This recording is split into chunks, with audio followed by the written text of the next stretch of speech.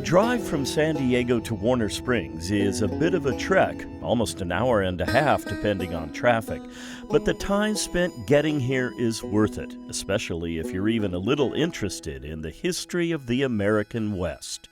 The Warner-Carrillo Ranch House appears all of a sudden as you round a curve on San Felipe Road, the historic adobe structure here long before the current asphalt pavement.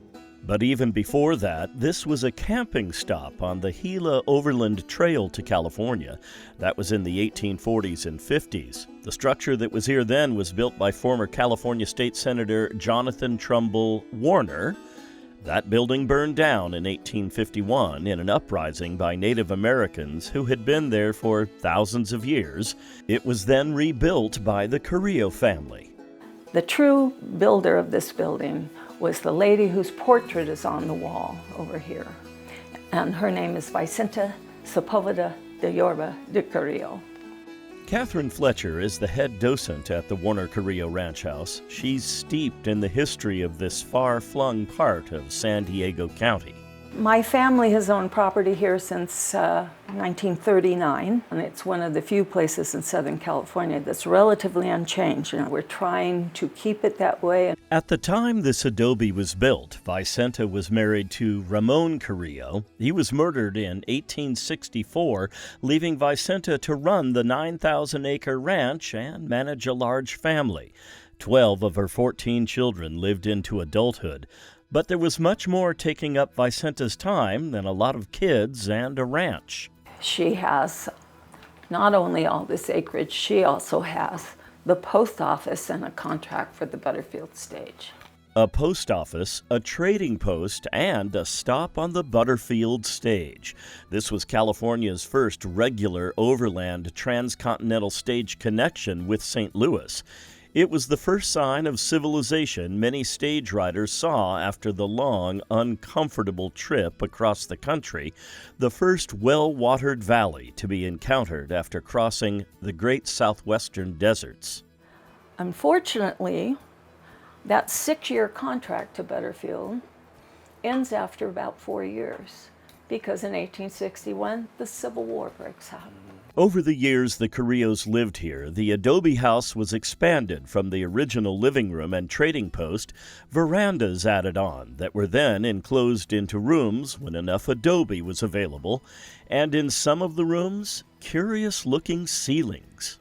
Those are the mantas or burlaps that they would nail to the wood, so there is no insulation there. It's mainly to reflect light.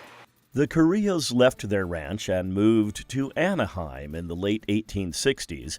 Former California Governor John G. Downey bought the place after that and turned it into a massive sheep and cattle operation. The Downey period lasted until the Taylor family arrived. Sam Taylor and his wife and 8 children lived here from 1895 till 1950 in this house with no running water or electricity. Those were the cowboy years here. After the Taylors left, the ranch house transitioned into a cowboy bunkhouse and a place to store items needed for the ranch. During the 1930s, the cowboys hosted celebrity visitors here, like John Wayne, who wanted a realistic Old West experience. The Vista Irrigation District bought the ranch house and surrounding 43,000 acres in 1946 for the water rights linked to nearby Lake Henshaw. The ranch house fell into disrepair. Even so, it was named a National Historic Landmark in 1961.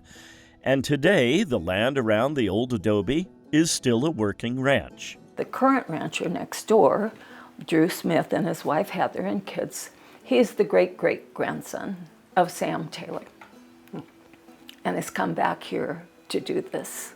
The district partnered with SOHO, the Save Our Heritage organization, in 2011 to restore the building, but it's not the only historic building on the site. Visitors to the Warner-Carrillo Ranch House get more for their admission price than just a tour of the house. Right over here, built a year after the house in 1858, is a barn. As you can see, it has not been restored, but they have stabilized it. And Catherine Fletcher says it's worth saving for at least one very important reason. It is the last hand-hewn barn in San Diego County. Fletcher says if Soho can raise the money to restore the barn, they will. But for now, that's a chapter that remains to be written about this extraordinary treasure trove of San Diego County's history.